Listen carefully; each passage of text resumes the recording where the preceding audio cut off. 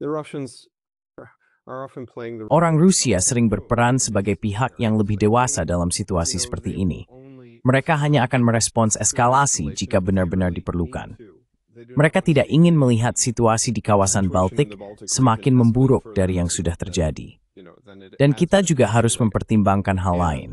Ketika saya menyebutkan bagaimana orang Rusia merasa dikhianati oleh negara-negara Eropa Barat kontinental, rasa pengkhianatan itu jauh lebih kuat ketika mengikut Finlandia dan Swedia, khususnya negara-negara Skandinavia. Sweden, the Scandinavian countries in particular.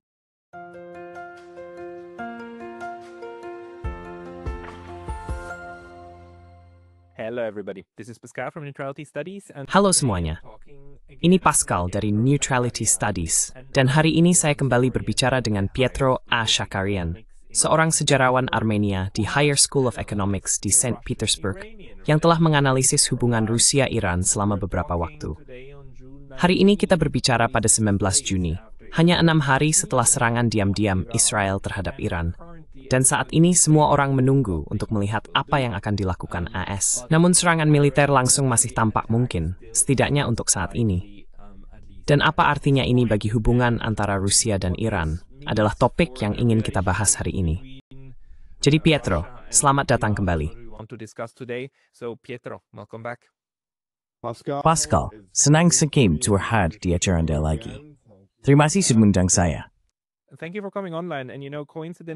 Terima kasih sudah bergabung secara online.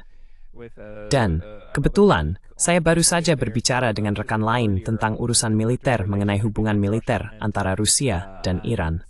Namun dengan Anda, saya ingin melihat dari sisi politik, yang juga sudah Anda analisis, seperti perjanjian yang baru-baru ini dibuat.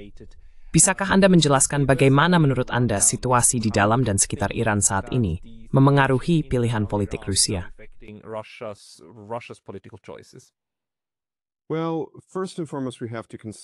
Pertama-tama, kita harus mempertimbangkan dinamika Pakta Januari, yang tidak akan saya bahas satu persatu lagi di program Anda, karena saya sudah melakukannya sebelumnya.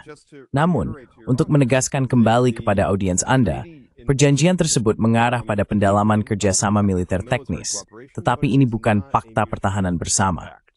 Itu sangat penting untuk dipahami. Selain itu, dan ini juga poin penting, serta sesuatu yang sering ditekankan oleh analis Rusia, baik pihak Rusia maupun pihak Iran, belum berada pada titik di mana mereka ingin membawanya ke tingkat Pakta Pertahanan Bersama. Itu sangat penting.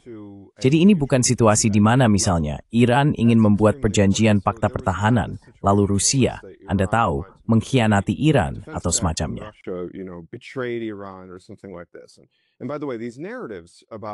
Ngomong-ngomong, narasi tentang Rusia sebagai sekutu Iran yang tidak dapat dipercaya, narasi semacam ini dirancang oleh media barat untuk memecah hubungan antara Rusia dan Iran. Jadi, jika Anda mempercayai ide ini, saya mengatakan ini secara umum kepada audiens Anda. Jika ada di luar sana yang mempercayai bahwa Rusia akan mengkhianati Iran, atau bahwa Rusia telah mengkhianati Iran, Anda sedang mengadopsi narasi yang memang dimaksudkan untuk memecah hubungan antara kedua negara ini, bukan? Jadi ini melayani tujuan geopolitik. Tapi bagaimanapun juga, intinya adalah mereka saat ini sudah cukup puas dengan kondisi hubungan mereka.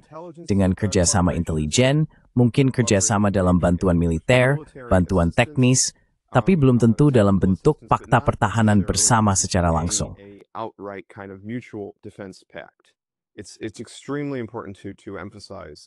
Sangat penting untuk menekankan poin itu saja. Jadi, ya, tidak. Dan juga Anda harus memahaminya bagi Rusia dan sebenarnya juga bagi Tiongkok dalam hal ini. Karena, sekali lagi, saya menempatkannya dalam konteks latar belakang Eurasia. Jika misalnya, jadi sekali lagi, seluruh serangan awal oleh Israel terhadap Iran dimotivasi oleh gagasan ini, setidaknya itulah yang mereka katakan tentang program nuklir, untuk menghancurkan program nuklir Iran. Namun kenyataannya, kita bisa melihat bahwa dengan cepat tujuan serangan itu berubah. Dan Benjamin Netanyahu menyatakan bahwa itu tentang perubahan rezim. Bahkan nama operasinya, Operasi Singa Terbit. Singa adalah simbol nasional Persia, Iran. Jadi idenya mungkin untuk memicu semacam pemberontakan. Tapi jangan sampai jika terjadi perubahan rezim di Iran, sekali lagi, pikirkan tentang hal ini. Again, think about this. This is a country of 90 million people. Ini adalah negara dengan 90 juta penduduk. Dari segi luas, ukurannya setara dengan Mongolia. Ini bukan Suriah, ini bukan Irak. Jika negara seperti itu dibongkar atau didestabilisasi, Tuhan tolonglah kita untuk seluruh kawasan.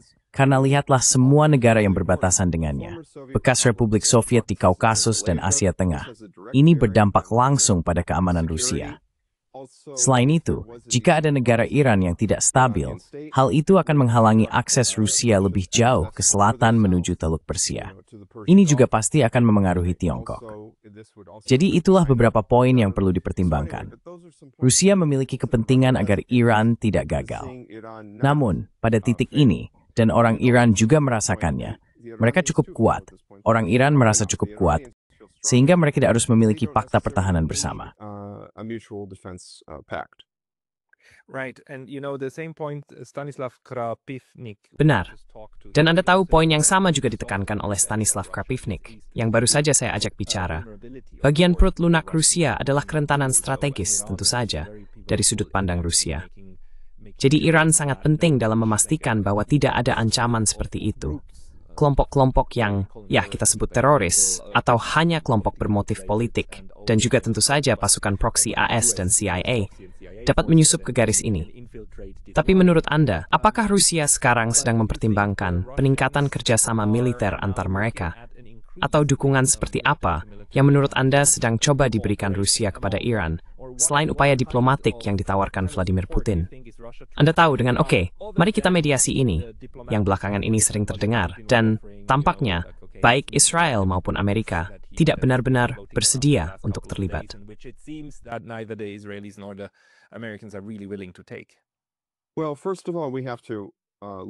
Pertama-tama, kita harus melihat kenyataan bahwa upaya diplomatik, pernyataan diplomatik, langkah-langkah diplomatik, itu bukan hal sepele. Jadi banyak orang berpikir bahwa, ya, itu hanya retorika, hanya kamu tahu kami mendukung Iran atau apalah, dan itu sebenarnya tidak berarti apa-apa. Tapi sebenarnya itu cukup penting. Dan juga, kamu harus mempertimbangkan, Pascal, bahwa pihak Iran sering meminta bantuan diplomatik ini dari pihak Rusia. Bukan seolah-olah Rusia hanya membuat pernyataan-pernyataan ini. Iran yang meminta, dan Rusia pada dasarnya berkata kepada Iran, apa yang bisa kami lakukan untukmu? Dan Iran berkata, kalau kalian bisa mendukung kami, misalnya di PBB. Benar kan? Rusia dan Tiongkok adalah dua anggota tetap Dewan Keamanan yang mendukung Iran di PBB ketika serangan ini, kamu tahu, mulai terjadi.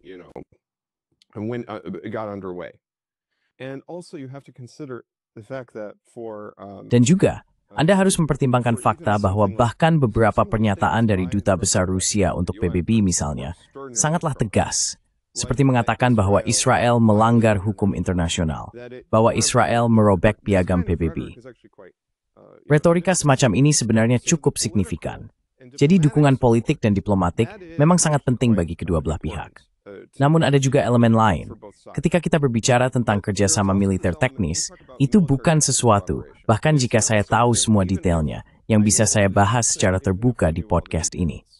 Hal-hal seperti ini sebagian besar terjadi di balik layar antara Rusia dan Iran. Ada detail-detail yang tidak kita ketahui, tapi saya bisa meyakinkan Anda bahwa hubungan militer teknis antara Rusia dan Iran sangat intensif.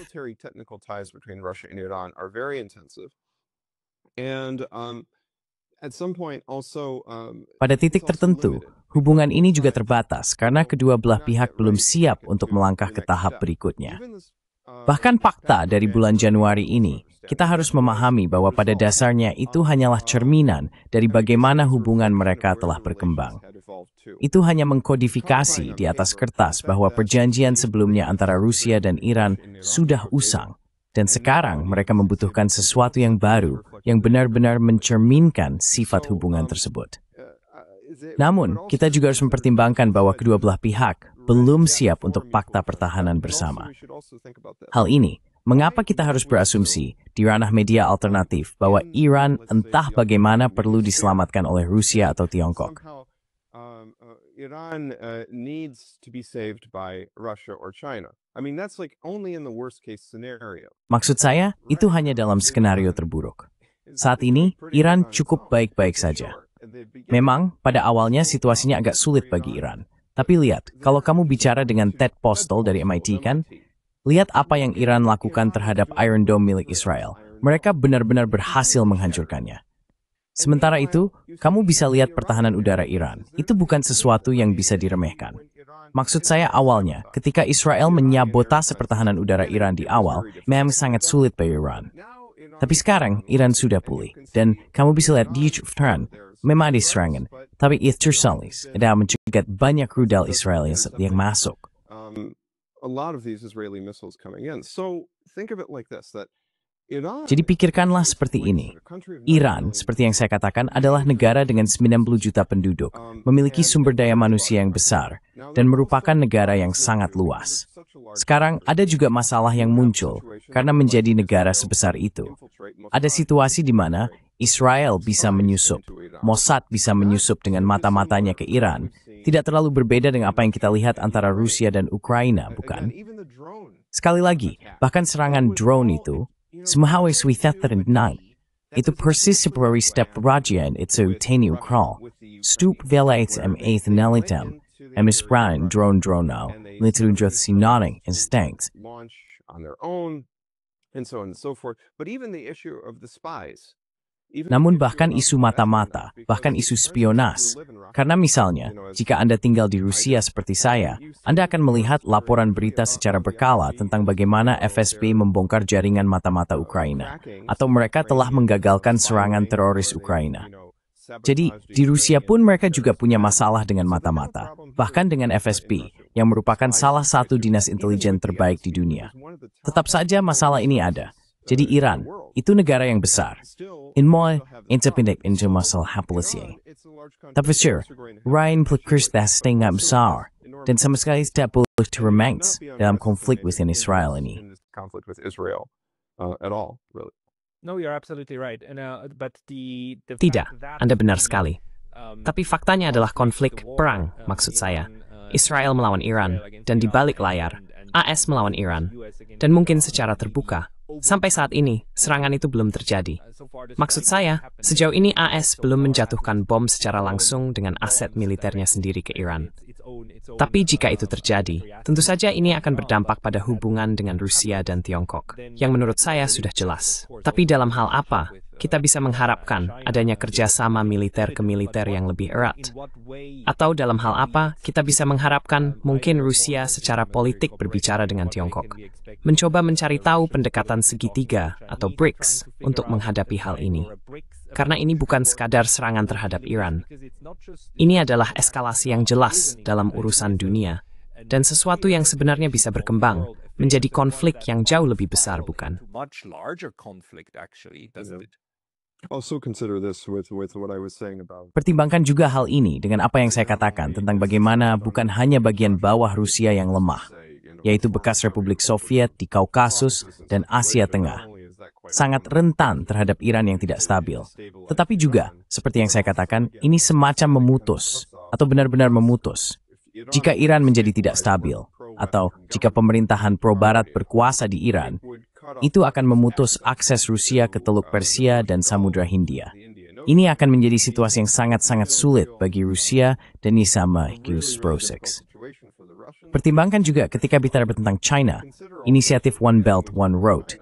Ini benar-benar akan memutus akses China ke Asia Barat. It would really cut off China from West Asia. If Iran was to be destabilized, jika Iran sampai mengalami destabilisasi, atau bahkan jika pemerintahan pro-barat berkuasa, misalnya meskipun sangat tidak mungkin, tetapi jika putra Shah, katakanlah, berkuasa di Iran, sesuatu seperti itu, maka pada akhirnya, hal itu akan memutus akses Tiongkok dari Asia Barat. Jadi baik bagi Rusia maupun Tiongkok, mereka memahami taruhannya. Mereka sepenuhnya sadar akan risikonya. Dan mereka telah melakukan konsultasi. Akan ada panggilan telepon antara Vladimir Putin dan Xi minggu ini, saya percaya. Dan itu menunjukkan tingkat keseriusan mereka. Mereka akan secara konkret membicarakan situasi di Timur Tengah dan Iran. Dan meskipun sekali lagi, Putin mengajukan proposal perdamaian dengan itikat baik, dengan mengatakan, lihat, saya punya proposal.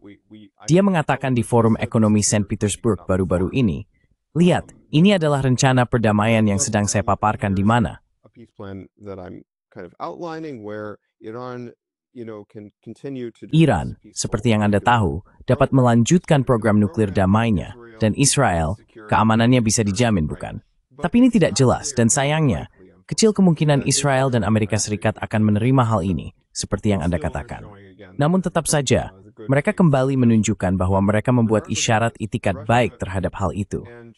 Tapi terlepas dari ini, Rusia dan Tiongkok sama-sama memahami perlunya mendukung Iran. Karena jika Iran jatuh, itu Alawid's personal forman, inimis dengan langsung Rusia dan juga Tiongkok. Tetap juga memimpin BRICS dan Korea Utara Selatan.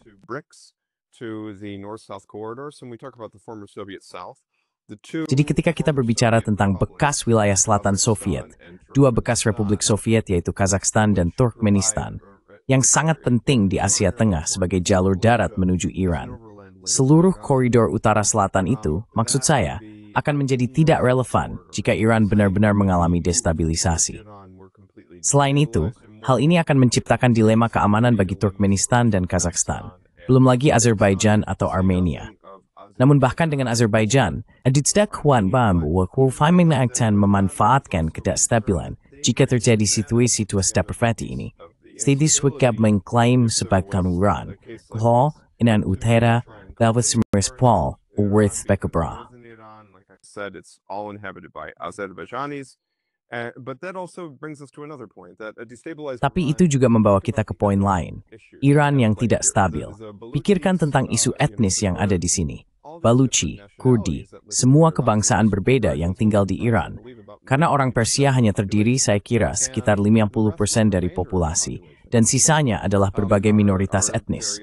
Sekarang mereka semua terintegrasi ke dalam negara Iran.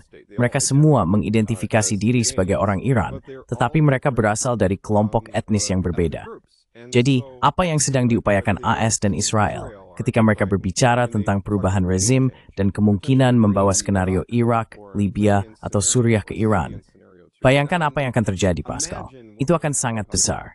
Itu akan menjadi bencana besar bagi seluruh kawasan. Dan ya, apalagi yang bisa dikatakan tentang itu?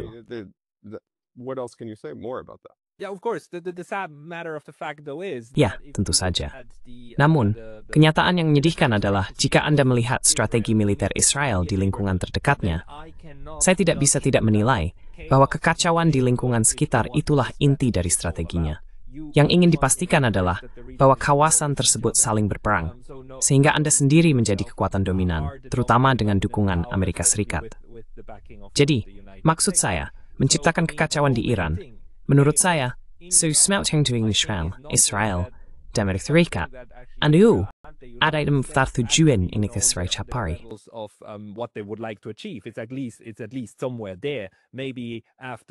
Itu setidaknya ada di suatu tempat di sana. Mungkin setelah pergantian rezim, dan Anda tahu, kendali penuh.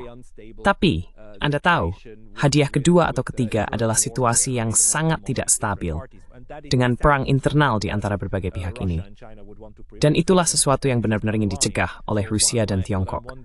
Karena alasan yang baru saja Anda jelaskan. Yang saya ingin tahu adalah, menurut Anda kata apiuasmen do tema aktor BRICS ini untuk kekacauan terjadi?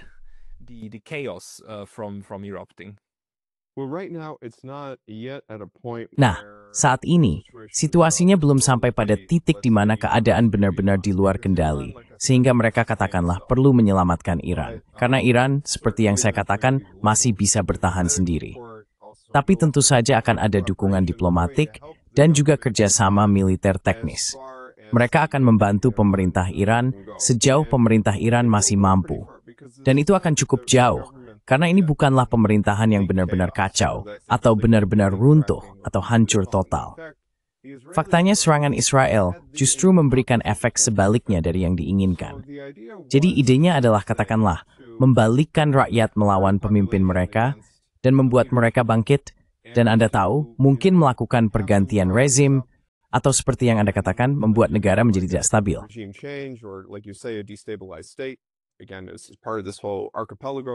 Sekali lagi, ini adalah bagian dari seluruh kepulauan negara-negara yang didestabilisasi, yang akan menguntungkan Israel dan Amerika Serikat. Namun pada akhirnya, rakyat bersatu mendukung pemerintah. karena Anda juga harus mempertimbangkan hal lain yang sebenarnya cukup menarik. Ketika Anda berbicara tentang Iran, itu adalah negara yang sangat beragam dan multi-etnis. Saya sudah menyebutkan orang Azerbaijan. Kami juga memiliki orang Kurdi, Islamstan Smorj Bustrang. Ada Zuran Orab di Khuzestan, Baluchi, Tiftamay Chipmemminukut, Talish, dan Inigafith Persi. On top of it, and of course the dominant Persians. But overall, the sense of nationalism. Namun secara keseluruhan, rasa nasionalisme di Iran sangat kuat dan melampaui perbedaan etnis yang ada. Ada pemahaman di negara itu bahwa mereka adalah pewaris peradaban besar. Mereka adalah pewaris Cyrus Agung. Bahkan di bawah rezim Islam, bahkan dalam bentuk Republik Islam Iran, rasa nasionalisme Iran, atau bisa juga disebut nasionalisme Persia, sangatlah kuat. Dan jika mereka diserang, rakyat ini akan berjuang sampai mati, seperti yang kita lihat dalam perang Iran-Irak. Saddam Sigranil, itsidid them with merintah di Iran. Duhanekir Dizgzved Khuzestan, Provinsi Khuzestan, Provinsi Kaisblak. You know, the Khuzestan province, oil-rich province. He thought he could right the wrongs because he felt like the Shah. Dia berpikir bisa memperbaiki kesalahan karena merasa Shah, seperti yang kamu tahu, memberinya berbagai macam masalah. Dan dia berpikir bahwa begitu Iran menjadi tidak stabil, sekarang setelah ada revolusi dan semacam kekacauan revolusioner menurut pandangannya, ini adalah kesempatan baginya untuk menyerang. Namun pada akhirnya, hal itu justru mempersatukan rakyat. Bahkan bisa dibilang itu memperkuat revolusi. Orang-orang masih menyimpan dendam atas fakta bahwa Saddam menggunakan senjata kimia dan semua ini, dan bahwa begitu banyak dari hal ini didukung oleh Barat. Jadi mereka masih mengingatnya. Dan orang Iran adalah bangsa yang sangat kuat. And Iranians are extraordinarily strong people, and that's what's underestimated here. Dan itulah yang diremehkan di sini, bahwa orang-orang ini akan berjuang sampai mati. Ini adalah negara mereka. Mereka adalah peradaban kuno. Dan itu adalah hal lain yang sangat diremehkan, bukan hanya di Tel Aviv, tetapi tentu saja di Washington.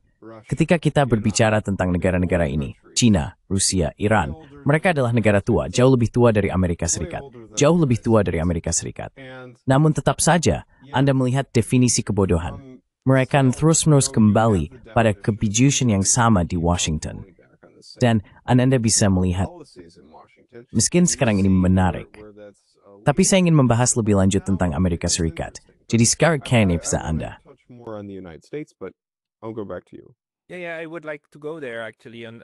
Ya, saya sebenarnya ingin membahas itu. Dan karena Anda berada di Saint Petersburg dan Anda tahu, bersama rekan-rekan Rusia Anda dan sebagainya, bagaimana persepsi tentang hal ini sekarang? Karena Anda tahu, selama 3 tahun terakhir, kita mendengar Barat, kolektif Barat berteriak sekuat tenaga. Hukum internasional, kesucian perbatasan, invasi tanpa provokasi, tidak dapat diterima. Anda tahu, semua orang harus mengutuknya demi tatanan berbasis aturan. Sekarang kita punya contoh nyata agresi oleh sekutu AS, sekutu Eropa, terhadap sebuah negara yang sebenarnya tidak menimbulkan ancaman. Bahkan dari segi kata-kata, maksud saya, cara hal ini diputar Barat adalah bahwa ini serangan preemptif. Jelas bukan. Ini seperti, bahkan jika mereka masih 1 atau 2 tahun lagi, bahkan jika itu benar dari bom nuklir, bahkan jika Iran hampir mendapatkan bom nuklir dalam 1 atau 2 tahun, itu tetap tidak bisa dianggap sebagai. Selain itu, saya perlu menyela di sini, yaitu Benjamin Netanyahu sudah mengatakan sejak tahun 1984 bahwa Iran akan memiliki senjata nuklir dalam 2 hingga 3 tahun. Jadi sudah berapa lama dia mengatakan itu? Tentu saja dia melakukannya. Tapi bahkan jika kita menganggap itu benar, itu tetap tidak bisa dijadikan alasan menurut hukum internasional untuk benar-benar melakukan serangan preemptif. Itu tetap tidak bisa dihitung. Tidak bisa. Tapi sekarang, Barat meneriakkan hal ini sekeras-kerasnya.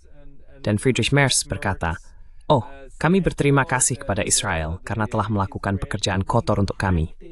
Maksud saya, is Mike tutum to its rang, dan ikap ringka bem terima kasih, afong meles. Bagaimana hal itu persepsikan, Han? How is this perceived over there? Well, not very well. I mean, it's perceived. Ya, tidak terlalu baik. Maksud saya, ini dipandang sebagai pelanggaran besar terhadap hukum internasional. Orang Rusia sangat kritis terhadap apa yang dilakukan Israel, bukan hanya terkait dengan Iran, tetapi juga terhadap warga Palestina di Gaza, seperti yang kita tahu dengan genosida di Gaza.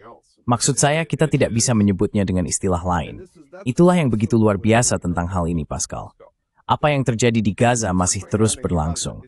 Faktanya, ada warga Palestina yang berusaha menerima bantuan, dan mereka diserang saat mencoba menerima bantuan. Setiap hari, 30, 40, 50 orang ditembak setiap hari. Semua ini terjadi setiap hari sementara yang semakin besar dengan Iran sedang berlangsung.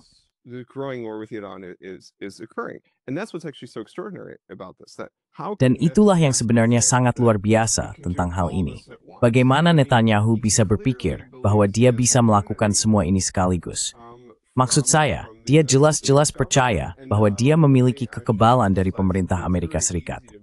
Dan bukan hanya itu, saya harus menekankan, sangat mudah untuk menjadikan ini sebagai isu Demokrat Republikan dan membuatnya terdengar seolah-olah hanya Partai Republik dan Trump saja. Tapi orang-orang harus ingat, ini dimulai di bawah Joe Biden. Ini dimulai di bawah presiden dari Partai Demokrat sebenarnya, terkait dengan Gaza dan bahkan ancaman terhadap Iran, karena Netanyahu sudah merencanakan serangan ke Iran ini pada akhir 2024, faktanya.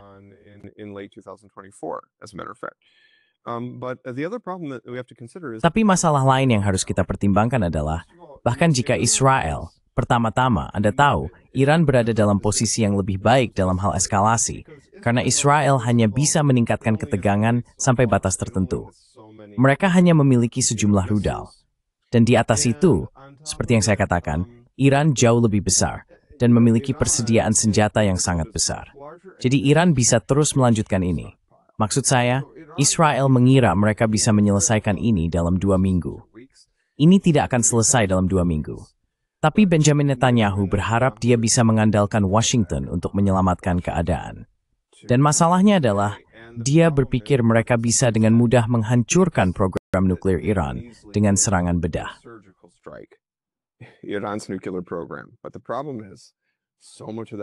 Tapi masalahnya, seperti yang Anda tahu, sebagian besar program itu berada sangat-sangat dalam di bawah tanah. Dan Anda akan membutuhkan bom penembus bunker untuk melakukannya. Mungkin 2. Dan mungkin yang Anda butuhkan adalah sekitar 6 pesawat pembom siluman B-2 untuk menyelesaikan tugas itu. Dan maksud saya, Iran memiliki beberapa lokasi. Jadi Anda mungkin akan membutuhkan sekitar 30 pesawat pembom. Tapi Anda tahu, Amerika tidak punya 30 pesawat pembom. Amerika hanya punya 15. Dan juga, tidak ada jaminan bahwa meskipun Anda menjatuhkan 1 atau 2 bom di satu lokasi, itu akan menghancurkan lokasi tersebut. Tidak ada jaminan. Tidak ada jaminan, Pascal. Jadi apa yang Trump lakukan itu jika dia benar-benar melakukannya, sangat berisiko. Sebuah langkah yang pada akhirnya bisa menyeret AS ke dalam perang tanpa akhir yang baru di Iran.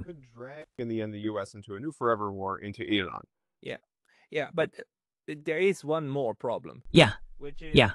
Tapi ada satu masalah lagi, yaitu AS sebagai cadangan. Jika perang tidak berhasil, itu satu hal. Tapi ada satu isu lagi, yaitu senjata nuklir Israel. Melihat apa yang mereka lakukan di Gaza, saya sebenarnya tidak akan terkejut jika mereka benar-benar mempertimbangkan untuk menggunakan senjata itu, bahkan menggunakannya di Teheran. Ya, apa penilaianmu tentang hal itu?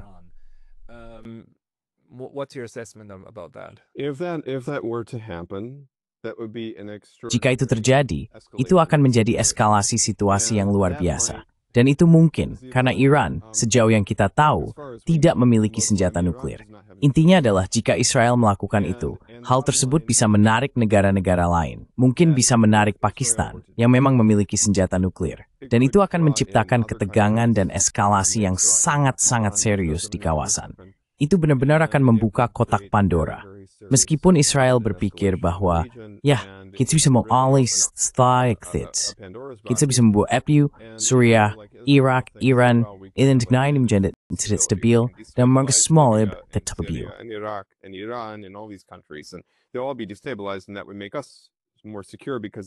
Dan itu akan membuat kita lebih aman, karena mereka akan saling bertarung satu sama lain. Ya, tapi itu hanya berhasil sampai batas tertentu. Pada titik tertentu, mereka akan kehilangan kendali atas situasi. Dan jika itu terjadi, di mana mereka memutuskan untuk menggunakan bom nuklir, itu benar-benar akan menjadi awal dari akhir. Maksud saya, kita akan membicarakan secara serius Perang Dunia Ketiga. Saat itulah mungkin, pada titik itu, mungkin saja, Maskefin, Esprit strong noviket in Enaniol, Remor, sekali lagi, saat tidaknya seperti Dems memenabuh. Discussed behind closed doors, let's say, so I can't speak to what strategies there would be, but Jadi saya tidak bisa berbicara tentang strategi apa yang akan diambil. Tapi pada titik itu, mungkin Rusia akan terlibat, China akan terlibat, bisa jadi India juga akan terlibat. Tentu saja Amerika Serikat dan Eropa yang kurang beruntung juga akan terlibat. Saya katakan itu akan menjadi eskalasi luar biasa yang benar-benar buruk bagi keamanan internasional dan lingkungan internasional. Karena apa yang terjadi di bom nuklir gunakan tidak akan memperbaiki Pakistan. Jika orang khawatir tentang perubahan iklim global, jika mereka khawatir tentang lingkungan, Yeah, no, obviously, Ya, tidak, jelas.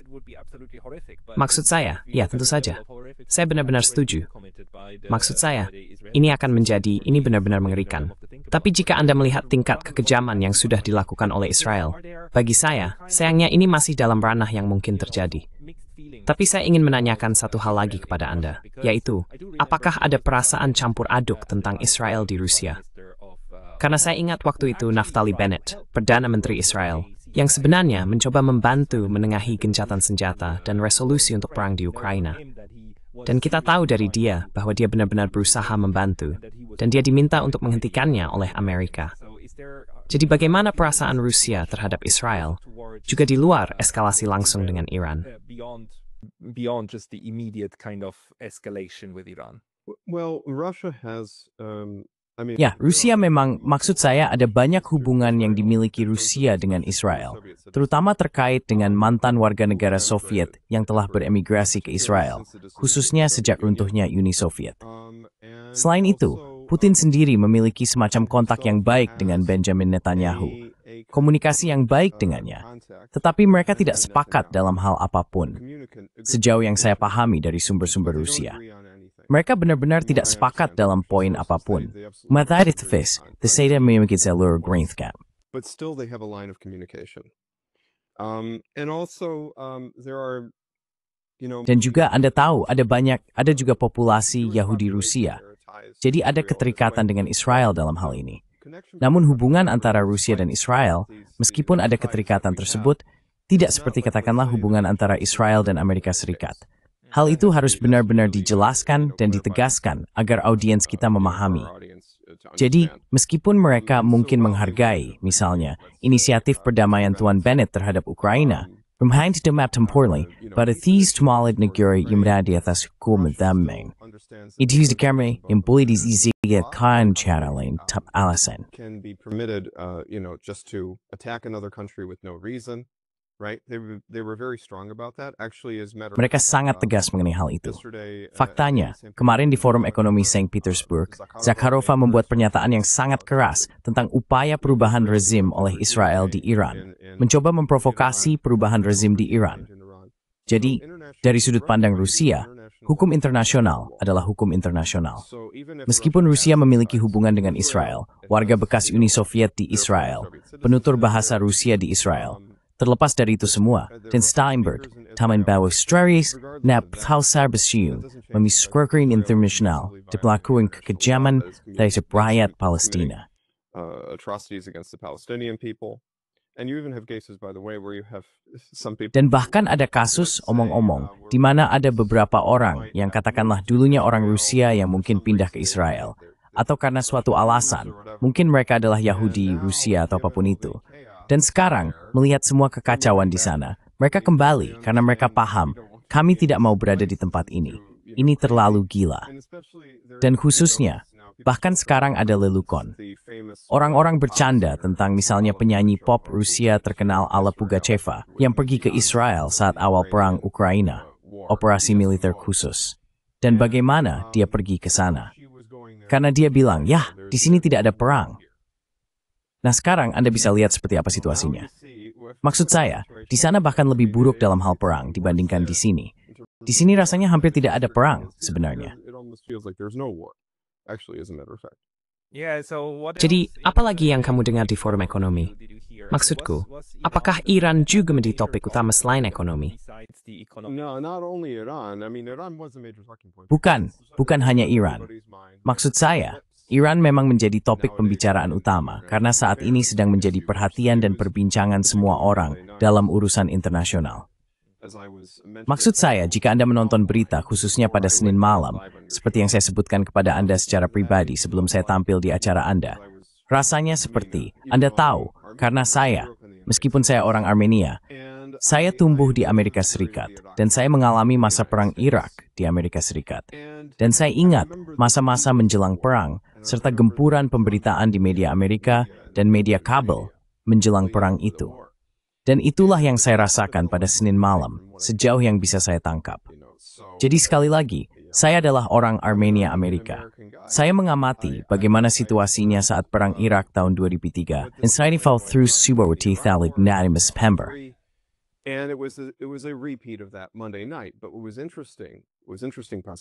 Tapi yang menarik, Pascal, entah bagaimana, dan mungkin ini adalah tanda harapan, meskipun saya tidak terlalu berharap, bahwa entah bagaimana hal itu tertunda. Sepertinya Trump benar-benar akan berperang dengan Iran pada Senin malam. Lalu entah bagaimana, sesuatu terjadi. Rupanya dia benar-benar berbicara dengan orang-orang keamanan nasionalnya, yang termasuk Tulsi Gabbard. Nah, sebelumnya saat dia kembali dari Jeju, dia berkata, saya tidak peduli apa yang dia katakan. Saya tahu dipercaya diri, meskipun Tulsi mengatakan, Iran tidak berniat membuat bom. Trump berkata, saya tidak peduli apa yang dia katakan, saya tahu mereka sedang membuat bom. Jadi, ada ketakutan nyata bahwa sesuatu bisa saja terjadi. Tapi pada akhirnya, entah bagaimana itu bisa dicegah. Tadi malam, Ju. Kerr.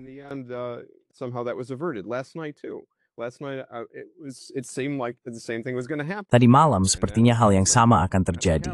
Dan kemudian tiba-tiba tidak ada yang terjadi. Jadi ini memang sulit. Selain itu, banyak dari situasi ini diperparah oleh faktor kepribadian. Karena ketika kita berbicara tentang sejarah, benar, saya seorang sejarawan. Saya menulis buku tentang Anastas Mikoyan. Jadi saya melihat peran individu dalam sejarah. Dan yang luar biasa adalah bagaimana kepribadian memengaruhi apa yang terjadi. Tentu saja, ada konteks yang lebih besar dan situasi sistemik yang lebih luas dalam sejarah. Tapi ketika Anda melihat situasi seperti ini, banyak ketegangan diperparah oleh kepribadian Trump sendiri. Trump adalah tipe orang yang dalam 24 jam bisa mengubah posisinya 4 kali. Dan itu tidak membantu situasi. Itu membuat Anda terus-menerus waspada, Anda tahu.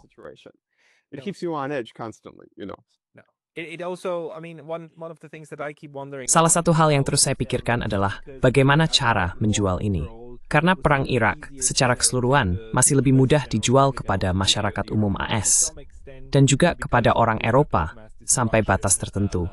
Karena narasi senjata pemusnah massal yang saat itu masih baru, atau setidaknya baru untuk periode itu. Tapi sekarang ini hanya pengulangan saja kan? Anda bisa melihat bagaimana narasi itu sudah tidak mempan lagi, dan bahkan Tulsi Gabbard bisa secara preemptif melemahkan argumen itu, karena dia membuat pernyataan di depan Kongres, bukan? Ini sedang sering digunakan saat ini. Tapi, salah satu ketakutan yang masih ada adalah semacam isu false flag. Ray McGovern khawatir bahwa salah satu kapal tua yang sekarang sedang menuju Teluk bisa menjadi contoh seperti itu. Anda tahu, di mana Anthony Telu menenggelamkan sebuah kapal untuk mendapatkan serangan yang Anda butuhkan terhadap negara tersebut, demi membenarkan serangan balasan.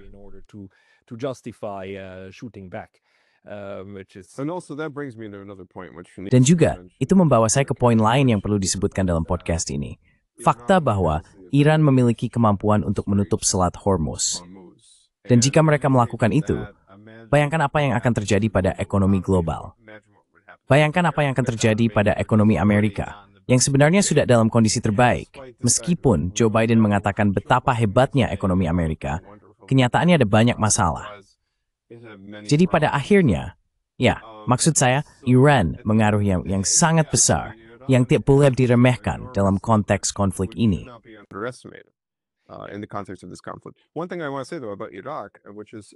Satu hal yang ingin saya katakan tentang Irak, yang merupakan poin penting, adalah Anda membicarakan tentang gagasan mencoba menjual sebuah perang. Kita kembali ke gagasan Chomsky tentang penciptaan persetujuan, bukan?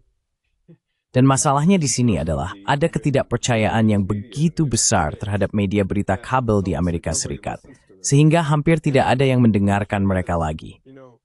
Dan pertanyaannya adalah, mengapa mereka masih merasa perlu untuk menjual perang? Para elit, MSM bersendat, ini tulis mendiktekan ketentuan media. Media hanya berkan peran menjalan perwakilan enggan. The media is just going to carry out, what they want anyway. I mean, they're going to do what the elites are going to do what they want. Maksud saya, para elit akan melakukan apapun yang mereka inginkan. Jadi, mengapa mereka masih perlu mempersiapkan masyarakat untuk sesuatu? Pada titik ini, mereka akan melakukan apapun yang mereka mau. Itu pemikiran lain yang terlintas di benak saya. Mungkin ini bisa didiskusikan lebih lanjut, tapi itu hanya sesuatu yang terpikirkan saat saya memikirkan hal ini. Mengapa mereka masih merasa perlu untuk mencoba meyakinkan masyarakat? Karena para elit, remalesenets remeh, tizasinutes, wizenet rothit befen, yakin Ford springt. Just are going to do whatever they want anyway. Yeah, I mean, I had this discussion last Ya, night as well. maksud saya juga membahas ini tadi malam. Dan menurut saya begini, pengendalian narasi atas media yang dibangun di AS dan dalam tingkat tertentu di Eropa muncul sebagai respons terhadap bagaimana perbedaan pendapat publik pada akhirnya menghentikan Perang Vietnam. Itu adalah akibat hilangnya kepercayaan. Dan sistem ini masih berjalan sampai sekarang.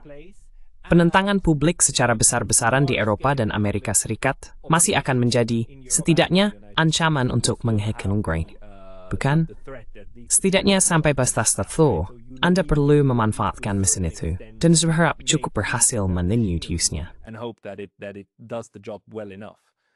And I also believe that in the case of Europe, Dan saya juga percaya bahwa dalam kasus Eropa, penentangan terhadap perang-perang ini sebenarnya, terutama di Eropa kontinental, jauh lebih kuat.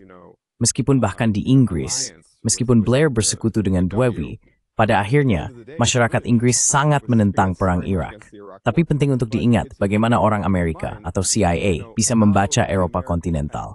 Mereka bisa membaca Eropa kontinental, dan sekarang Anda bisa melihat bagaimana Eropa kontinental bertindak. This stove free dealing seperti remote your flap strength your power. they're more Catholic than the Pope. Yeah, if we can use that phrase. And that's actually Ya, jika kita bisa menggunakan istilah itu. Dan itulah sebenarnya ironi besar di sini. Dulu, orang Eropa sangat skeptis terhadap semua perang ini. Dan sekali lagi seperti yang saya sebutkan sebelumnya di podcast lain, Eropa tahu apa akibat perang, terutama Jerman. Jadi apa yang dilakukan MERS itu kriminal dalam hal dukungannya terhadap Israel, dukungannya untuk melanjutkan perang di Ukraina. Dan itu kriminal karena warisan perang di Jerman. Pikirkan Jerman hancur akibat perang. Dan fakta bahwa MERS sama sekali tidak ragu membawa Jerman ancaman perang dengan Rusia. Padahal Jerman tak siap untuk perang dengan Rusia.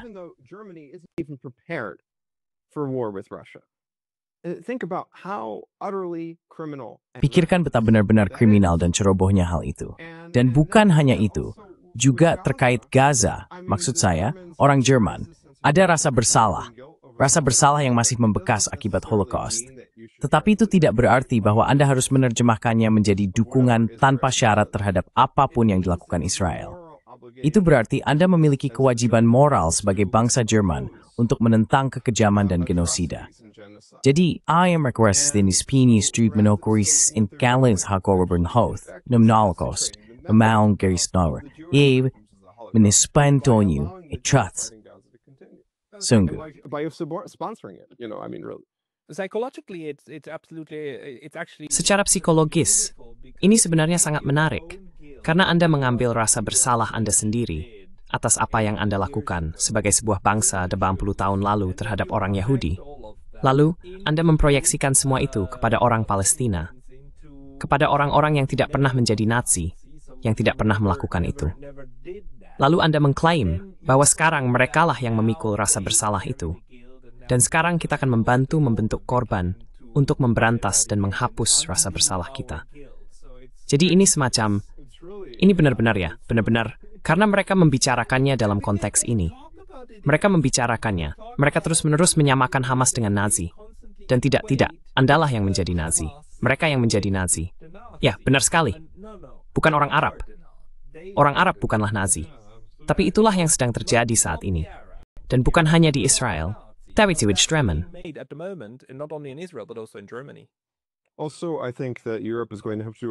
Selain itu, saya rasa Eropa harus banyak melakukan introspeksi setelah semua perang ini karena, sekali lagi, dengan warisan peperangan di Eropa, ketika Anda melihat perang-perang agama, ketika Anda melihat Perang Dunia I, Perang Dunia II, maksud saya, betapa dahsyatnya kehancuran yang dibawa perang ke Eropa dalam segala bentuknya, bukan? Perang 100 tahun. Kita bisa terus membahas sejarah peperangan di Eropa. Namun pada akhirnya, seolah-olah Eropa tidak belajar apa-apa. Seluruh gagasan, setidaknya bagaimana Uni Eropa dijual kepada warga negara-negara Eropa, adalah bahwa ini akan menjadi Eropa pasca perang. Pasca perang dalam segala arti, bukan hanya pasca Perang Dunia II, tetapi pasca semua perang. Bahwa kita tidak akan melakukan ini lagi, dan bahwa hubungan antara Prancis dan Jerman adalah fondasi perdamaian di Eropa kontinental.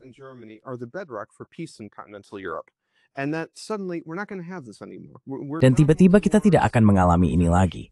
Kita sudah selesai dengan perang. Kita sudah selesai, dan semua itu. Lalu bagaimana jadinya sekarang? Eropa justru meloncat-loncat, berteriak, meminta lebih banyak perang. Ini adalah sebuah pengkhianatan ketika mereka berbicara tentang nilai-nilai Eropa, dan mereka sangat suka membicarakan nilai-nilai Eropa di Brussel. Tetapi nilai Eropa tertinggi adalah penolakan terhadap perang. Namun mereka justru meloncat-loncat demi perang. Itulah yang menurut saya sangat luar biasa, bahwa ini adalah pengkhianatan terhadap gagasan persatuan Eropa. Jika kita berbicara tentang persatuan Eropa yang sejati, bukan visi neoliberal para birokrat, tetapi persatuan Eropa yang sejati, itu seharusnya didasarkan pada gagasan penolakan terhadap perang. Mereka justru memperparah hal ini. Apa yang mereka lakukan itu kriminal. Memang begitu. Memang begitu. Dan satu-satunya cara kita bisa memahami hal itu adalah dengan mengatakan, lihat, kita punya nilai-nilai yang mereka pura-pura miliki dalam ucapan. Lalu kita punya nilai-nilai yang sebenarnya. Dan nilai-nilai yang sebenarnya adalah lebih banyak perang dan genosida. Maksud saya, Eropa sudah melakukan itu selama 500 tahun. Dan mereka sebenarnya punya warisan, bukan pada ucapan. Nah, selain itu, bukan hanya perang dan genosida yang semakin banyak, tapi juga keuntungan, sayangnya. Dan pikirkan berapa banyak uang yang mereka hasilkan dari semua ini. Tapi sekali lagi, ini sangat tidak bermoral. Sangat tidak bermoral bahwa setelah semua sejarah perang ini, seharusnya orang Eropa sudah belajar sesuatu. Tapi ternyata mereka tidak belajar apa-apa. Dan itulah maksud saya. Ini akan menciptakan, ketika semua ini terjadi, terutama dengan Ukraina, begitu Rusia. Karena sangat mungkin Rusia, maksud saya, sangat besar kemungkinan Rusia akan menang di Ukraina. Mereka sebenarnya sudah mulai menang. Tiba-tiba ini akan menciptakan guncangan eksistensial. Dan orang Eropa akan bertanya-tanya, bagaimana kita bisa sampai di titik ini? Kenapa? Mungkin akan muncul gerakan eksistensialis baru, karena akan ada pergulatan dengan pertanyaan-pertanyaan ini. Bagaimana Eropa sekali lagi bisa seperti vicinity, where the carry things, aggressing do orang. Where European leaders are advocating for war. Like 1914. I wish I could support that, but Steven 1914. Saya berharap bisa mendukung itu, tapi saya rasa tidak. Karena pola pikir Eropa juga adalah pola pikir yang resisten terhadap keraguan diri. Mereka tidak meragukan diri sendiri. Mereka tidak pernah berada di momen di mana mereka bertanya seperti dalam sketsa Monty Python, apakah kita yang jahat? Parit-parit, Jerman, dan semua itu. Apakah kita yang jahat? Eropa tidak melakukan itu. Mereka tidak melakukan ini. Mereka tidak menanyakan hal ini. Jadi mereka sudah punya musuh. Dan Hitler baru ada di... Para Hitler baru itu duduk di Moskow, mereka duduk di Teheran, dan yang baru. Jadi itulah rasionalisasinya, sayangnya. Tapi kita melihat ini sekarang. Dan kamu, saya, dan yang lain, mari kita sebut sebagai para pengamat yang berpikir di planet ini. Kita melihat bagaimana Uni Eropa sendiri sedang berputar ke arah sesuatu yang sangat gelap. Dan kebodohan.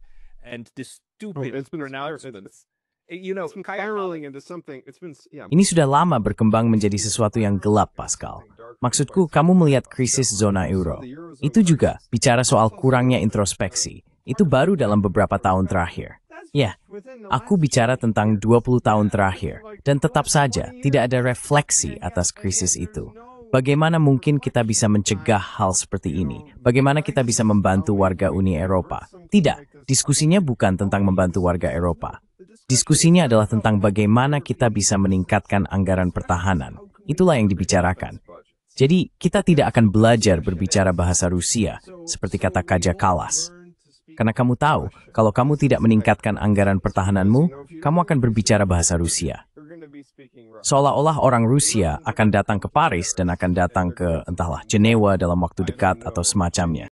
Sesuatu yang gila seperti itu.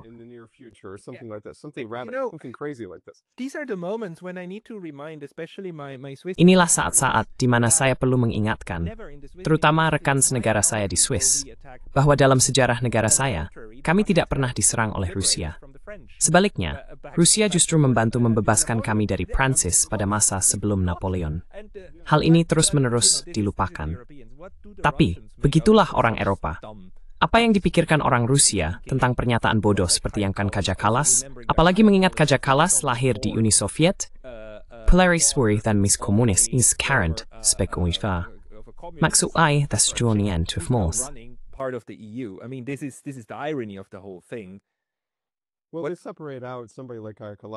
Nah, mereka memisahkan seseorang seperti Kaja Kallas dari, maksud saya, mereka memisahkan Kaja Kallas dari para eurokrat arus utama seperti von der Leyen.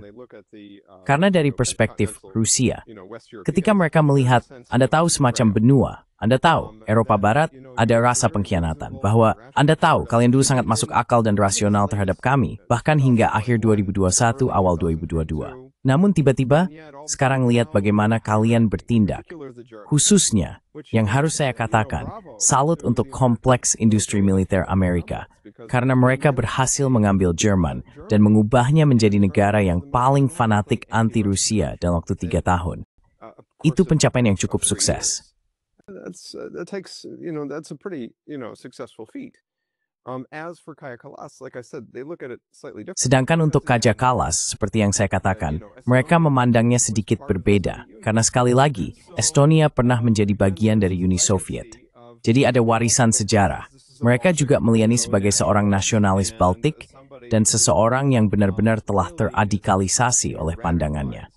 Dan hal ini juga sebenarnya secara tidak bertanggung jawab didorong oleh Barat, khususnya oleh Amerika Serikat.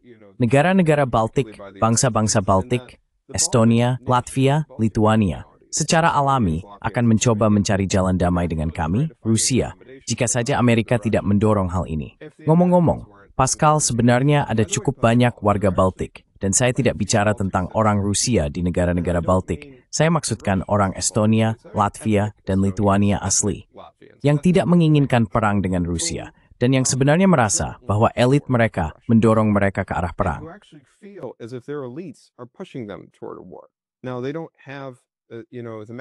Sekarang, mereka tidak memiliki pengeras suara dan mereka tidak memiliki kekuatan politik untuk, meskipun mungkin mereka adalah mayoritas yang diam, mereka tidak memiliki kekuatan politik untuk benar-benar mengubah keadaan. Namun pada akhirnya, sebagian besar masyarakat di negara-negara Baltik, mungkin mereka ingin merdeka dari Rusia. Mereka tidak ingin menjadi bagian dari CIS, mungkin mereka ingin menjadi bagian dari Uni Eropa dan terintegrasi ke dalam struktur Barat. Namun, tidak ada keinginan di negara-negara tersebut untuk berkonfrontasi dengan Rusia. Namun, elit di negara-negara tersebut benar-benar berusaha mendorong. Ada kesan bahwa mereka benar-benar berusaha mendorong Latvia, Lituania, dan Estonia menuju konfrontasi dengan Rusia. Dan banyak warga negara-negara ini benar-benar merasa takut karena mereka memahami bahwa jika perang benar-benar pecah, mereka berada tepat di garis depan.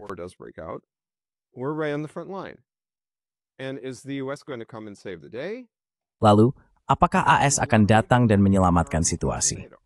Maksud saya, ada banyak ruang interpretasi, bahkan dalam pasal 5 NATO. Jadi, Anda harus mempertimbangkan semua ini. Bahkan warga Baltik, beberapa di antaranya saya kenal secara pribadi, tidak menginginkan perang dengan Rusia. tetapi para elitlah yang mendorongnya. Dan para elit ini justru didukung dan didorong oleh Amerika Serikat, bukannya dicegah. Dan itu sebenarnya memiliki tujuan tertentu.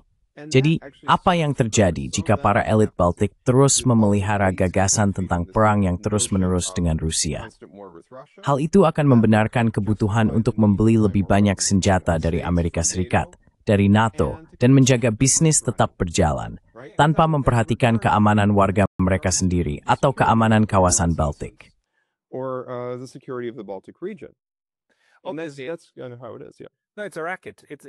Memang seperti itulah keadaannya. Tidak, ini adalah penipuan. Ini benar-benar penipuan. Ini juga merupakan jalan yang sangat-sangat merusak diri sendiri ke depan. Pertanyaannya kemudian, bagaimana Rusia berinteraksi dengan hal itu? Karena seperti yang Anda katakan, dan saya juga sangat setuju, Rusia tidak ingin perang dengan Baltik, tidak ingin perang dengan Finlandia, tidak ingin perang dengan NATO, tidak ingin perang dengan Eropa. Alasan utama Rusia melakukan intervensi di Ukraina, seperti yang mereka lakukan, adalah agar tidak benar-benar terjadi perang yang lebih besar dengan NATO. Jadi, apa strategi untuk menghadapi tingkat ketidakmampuan seperti ini di benua Eropa? Incompetence on the European continent. Well, it's difficult to say because the Russians, frankly, Sulit untuk dikatakan karena sejujurnya, saya akui ini, meskipun Rusia terus-menerus dijadikan kambing hitam di Barat, mereka sering berperan sebagai pihak yang dewasa dalam situasi seperti ini. Mereka hanya akan merespons eskalasi jika benar-benar diperlukan. Mereka tidak ingin melihat situasi di kawasan Baltik semakin memburuk. Kita juga harus mempertimbangkan hal lain. Ketika saya menyebutkan bagaimana Rusia merasa dikhianati oleh negara-negara Eropa Barat kontinental, rasa pengkhianatan itu jauh lebih kuat Finlandia dan Swedia, khususnya negara Skandinavia, terutama Finlandia. Karena di St. Petersburg, khususnya, telah terjalin konflik Rusia dan Finlandia. in particular, a special relationship had developed between Russia and Finland. And the fact that Finland became so Dan fakta bahwa Finlandia menjadi sangat vokal anti-Rusia di tengah segala sesuatu yang terjadi dengan perang di Ukraina, itu benar-benar, Anda tahu, mengganggu Rusia, seolah-olah perang musim dingin akan terulang kembali, atau semacamnya. Jelas, Rusia tidak punya niat apapun terhadap Finlandia. Tidak ada alasan untuk takut terhadap Rusia. Tidak akan ada serangan Rusia yang akan segera terjadi ke Finlandia. Namun, bahkan jika Anda pergi ke Vyborg, yang berada tepat di perbatasan antara Rusia dan Finlandia, tepat di luar St. Petersburg, Anda bahkan bisa melihat di Museum Vyborg bahwa hingga beberapa tahun terakhir masih ada kolaborasi Rusia-Finlandia mengenai sejarah Vyborg, karena Vyborg pernah menjadi kota Finlandia dalam sejarah yang belum lama ini, seperti yang kita ketahui.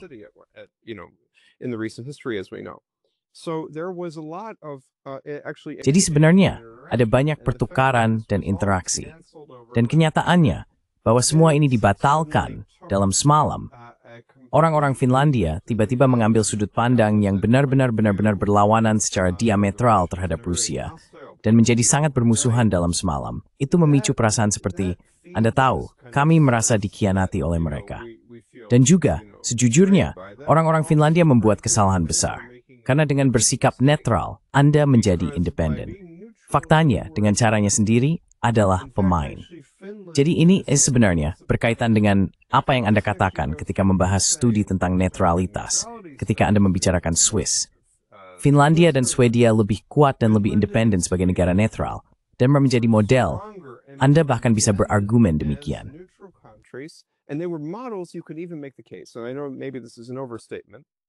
Dan saya tahu, mungkin ini adalah pernyataan yang berlebihan. Mungkin, seperti yang mungkin dipikirkan seorang warga Swiss, ini adalah pernyataan yang berlebihan. Namun hal ini membuat negara-negara tersebut menjadi lebih relevan bagi kemanusiaan. Karena jika Anda mengambil posisi netral, maka Anda kurang lebih mewakili mayoritas dunia. Jadi meskipun ada peningkatan konfrontasi antara Moskow dan Washington, setidaknya pihak tengah tidak menginginkan hal ini dan bisa menjadi wadah perdamaian. Jadi Helsinki bisa menjadi wadah perdamaian, Jenewa bisa menjadi wadah perdamaian, Stockholm bisa menjadi wadah perdamaian. Namun sayangnya, saat ini para elit tidak melihat hal itu. Dan menurut saya, itulah tragedi terbesar. Selain itu, ada hal lain yang ingin saya tambahkan. What's really incredible to me is when you look at a map of Yang benar-benar luar biasa bagi saya adalah ketika Anda melihat peta Eropa pada masa Perang Dingin, dan Anda melihat negara-negara Pakta Warsawa, serta negara-negara NATO. Yang menakjubkan adalah betapa tenangnya peta itu terlihat, dalam arti bahwa, dengan beberapa pengecualian, seperti perbatasan antara Jerman Timur dan Barat, atau antara Turki dan Kaukasus, perbatasan antara negara-negara Pakta Warsawa dan Barat dipenuhi oleh negara-negara netral. Misalnya di selatan, Austria dan Yugoslavia, di utara Finlandia dan Swedia. Dan sekarang, apa yang Anda lihat? Anda melihat negara-negara yang secara terbuka bermusuhan dengan Rusia, tepat di perbatasan Rusia, tepat di sebelah Saint Petersburg. Dan bagaimana hal itu? Sekali lagi tidak ada rasa introspeksi. Apakah ini meningkatkan keamanan Eropa? Apakah ini membuat Rusia merasa lebih nyaman? Jelas tidak.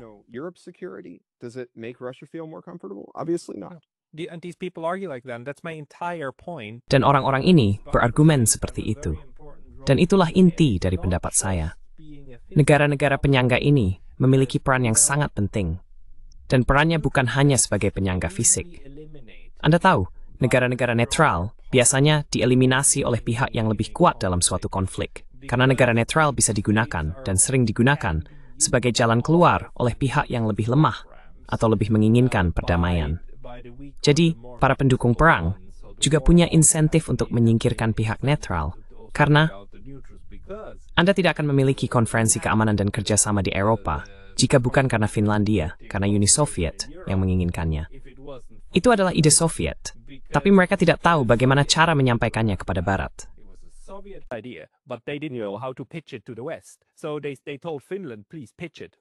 Jadi mereka mengatakan kepada Finlandia, silakan ajukan. Finlandia mengajukannya, dan karena itu berasal dari Finlandia yang netral, negara-negara lain harus bereaksi.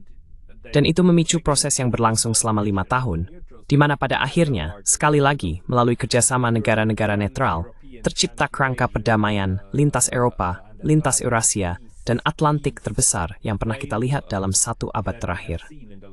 Namun semua itu kini telah hilang. Saat ini, tidak ada lagi keinginan di Eropa untuk bentuk kerjasama perdamaian seperti itu. Dan saya berharap, setidaknya Rusia tetap mengerjakan rancangan-rancangan tersebut. Meskipun negara-negara Eropa tidak ingin berpartisipasi.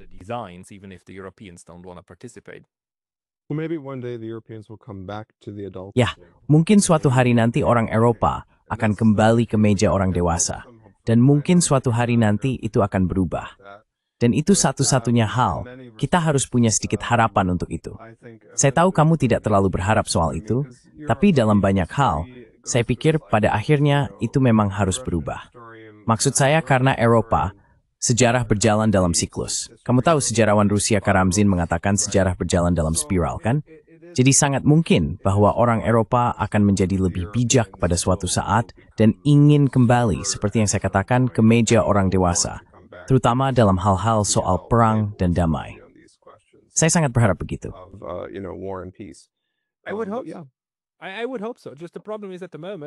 Saya juga berharap begitu. Masalahnya saat ini mereka sudah mundur begitu jauh. Mereka sekarang seperti terjebak dalam popok kotor mereka sendiri. Jadi akan butuh setidaknya 25 hingga 30 tahun untuk membina mereka kembali menjadi sesuatu yang setengah layak dihormati. Ngomong-ngomong, Pietro, kita sudah hampir 1 jam. Bagi orang-orang yang ingin membaca lebih banyak tulisanmu, kemana mereka harus pergi?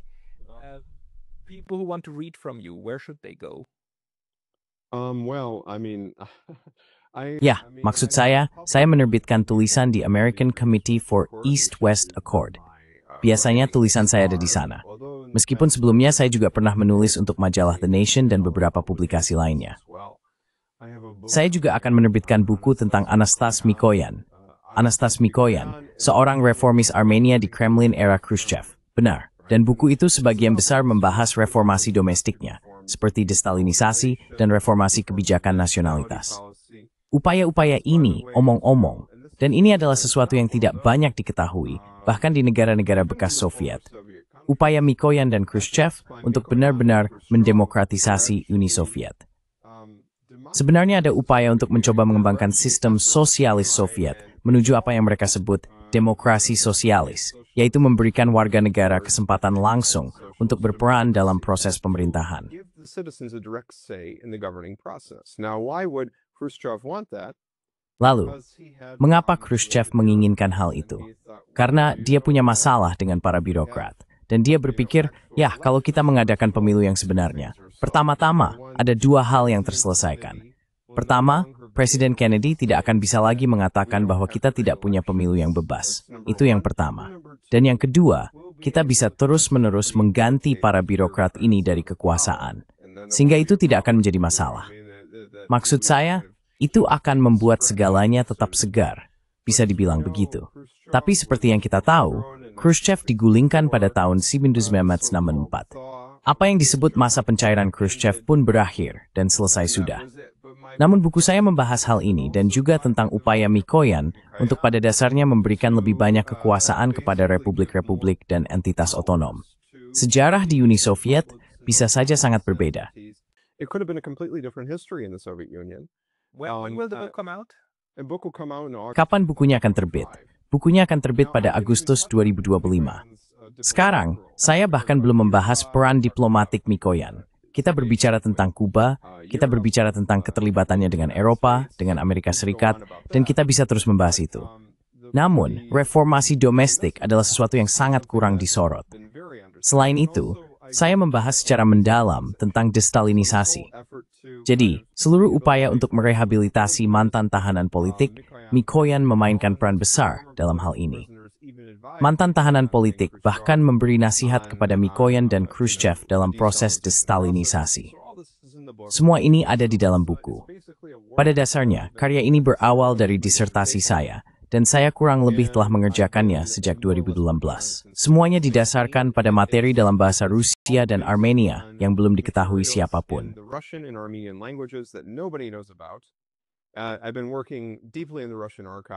Saya telah bekerja secara mendalam di arsip-arsip Rusia. Anda tahu, di semua arsip federal utama Rusia, RGSP, Garev, RGAE, RGALI, semuanya pernah saya teliti. Dan tentu saja juga arsip Armenia di Yerevan. Saya bahkan memiliki materi dari Memorial, yaitu Memorial Society di Rusia, yang saya gunakan untuk buku ini. Jadi ini adalah buku yang sangat besar, dan semuanya berisi materi baru. Sayangnya, ketika mereka mengirimkan versi finalnya, saya masih menemukan satu atau dua masalah kecil di sana-sini. Tapi itu hal yang wajar untuk setiap buku. Namun secara keseluruhan hasilnya sangat bagus, dan saya pikir Indiana University Press patut dipuji, karena mereka telah melakukan pekerjaan yang luar biasa dan hebat. Editor-editor yang saya ajak bekerja sama sangat baik. Orang-orangnya luar biasa, dan para desainer juga hebat. Sampul bukunya luar biasa. Saya sangat senang bahwa Anda puas dengan buku Anda dan dengan hasil akhirnya, karena itu memang proses yang panjang. Kita akan mengadakan diskusi terpisah tentang topik ini. Saya rasa ini benar-benar layak mendapatkan 1 jam penuh membahas Anastas Mikoyan dan sejarah Uni Soviet yang tidak banyak diketahui orang dan yang seharusnya bisa terjadi. Namun untuk hari ini, saya ingin mengucapkan terima kasih banyak. Tautannya akan ada di deskripsi. Pietro A. Shakarian. Terima kasih atas waktu hari ini. Pietro Shakarian, thank you for your time today. Pascal Septibiaisi, senang bisa mengenai. Raises.